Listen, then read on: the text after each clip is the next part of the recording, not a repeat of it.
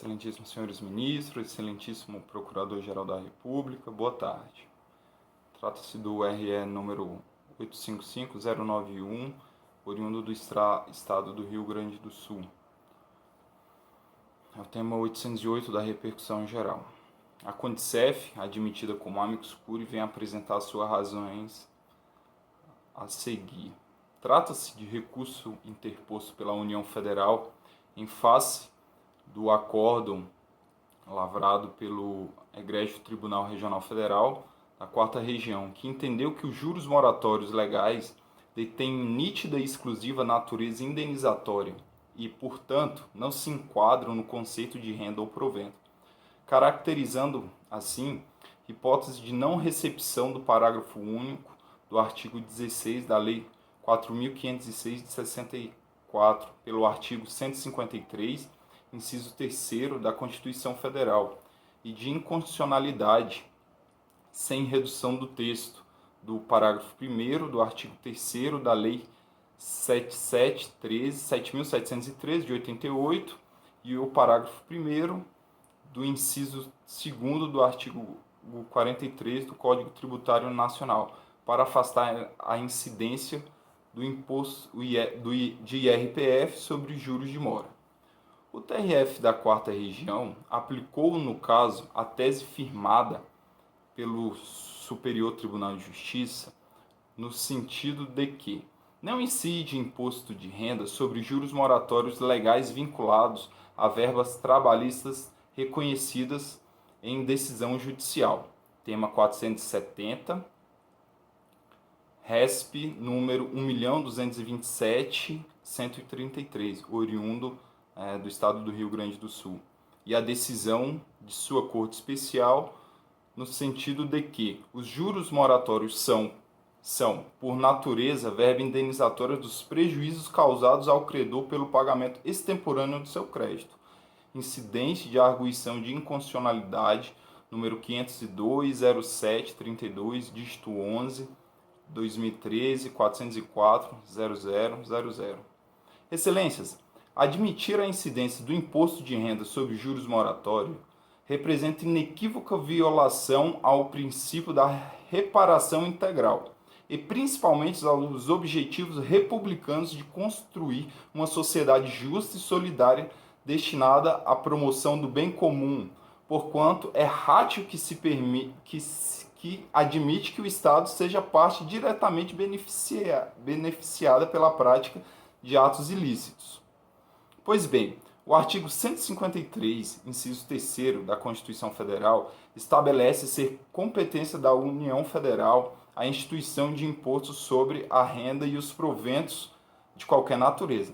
A partir do disposto da Constituição Federal, premissa que também é reconhecida pela União Federal quando aduz que é certo que o legislador ordinário não está livre para definir como fato gerador do imposto de renda qualquer verba, tem-se inquestionável que a incidência do imposto de renda se dá apenas a partir da literalidade do critério fixado pelo artigo 43 do CTN, para fins de fato gerador, qual seja a aquisição da disponibilidade econômica ou jurídica de renda e de proventos de qualquer natureza.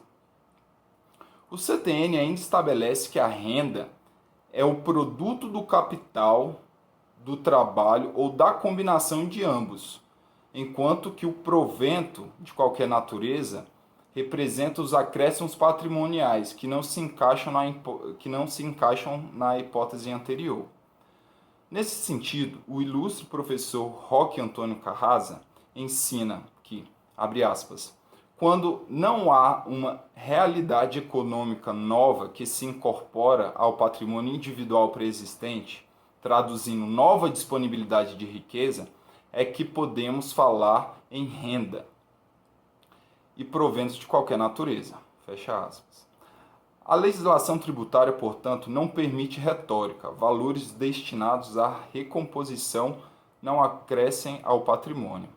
Excelências, os juros moratórios integram o conceito de perdas e danos passíveis de reparação em razão da prática de ato ilícito. A um só tempo, portanto, esses juros possuem a finalidade de indenizar o lesado pela recomposição patrimonial extemporânea e de impor sanção àquele que praticou conduta ilícita na exata medida do lapso temporal que gozou para reparar integralmente o dano causado. É o que determina o Código Civil. Responde o devedor pelos prejuízos a que a sua mora der causa, artigo 395, o inadimplemento da obrigação positiva e líquida no seu termo constitui de pleno direito em mora o devedor, artigo 397. Nas obrigações provenientes de ato ilícito, considera-se o devedor em mora desde que o praticou, artigo 398. As perdas e danos nas obrigações de pagamentos em dinheiro serão pagas, abrangendo juros, artigo 404. Ainda que se alegue prejuízo, é obrigado o devedor aos juros de mora, que se contarão assim as dívidas em dinheiro como as prestações de outra natureza, uma vez que lhes sejam fixados o valor pecuniário por sentença judicial, arbitramento ou acordo entre as partes, artigo 407, entre outros, excelências. A não incidência do imposto de renda sobre juros moratórios, portanto, não se faz impositiva por força de eventual isenção, mas decorre da absoluta inexistência de riqueza hábil a caracterizar o fato gerador, acréscimo patrimonial. Isto é, a indenização é a sanção materializada no pagamento dos juros de mora, não aumenta o patrimônio do lesado, apenas o repõe pela via da substituição monetária. Nos termos do voto do excelentíssimo ministro César Asfur Rocha, que prevaleceu no julgamento do tema STJ 470, abrangendo os juros moratórios em tese, de forma abstrata e heterogênea, eventuais danos materiais ou apenas imateriais que não precisam ser discriminados ou provados, não se pode conceber que aqueles representem simples renda ou acréscimo patrimonial, não se enquadrando na norma do artigo 43 do Código Tributário. A título de argumentação, prosseguiu o excelentíssimo ministro. Com efeito, impor a tributação genérica sobre juros de mora implica dizer que sempre a indenização estaria recompensando o rendimento tributável.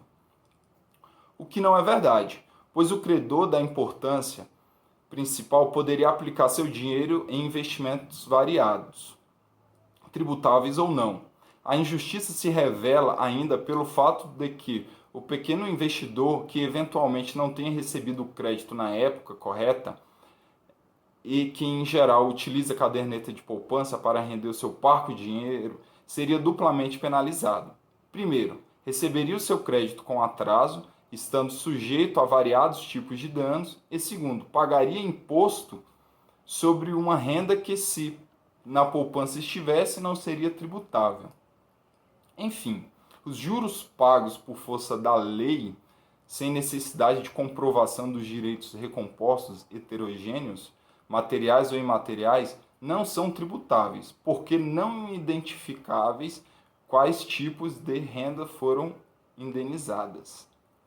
Conforme se observa do raciocínio adotado pelo Egrégio Superior Tribunal de Justiça, não é a natureza da verba principal que determina a isenção ou não dos juros moratórios em relação ao imposto de renda, mas os rendimentos que efetivamente estariam sendo substituídos. Se o pagamento desta verba principal não fosse extemporâneo, isto é, deve-se apurar-se em caso de lucros auferidos e não cessantes, os frutos desse capital estariam ou não sujeitos à incidência do imposto de renda.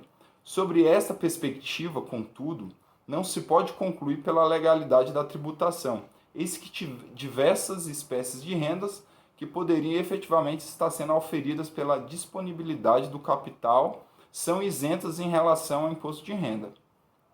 A exemplo dos rendimentos auferidos junto à poupança e aos fundos imobiliários.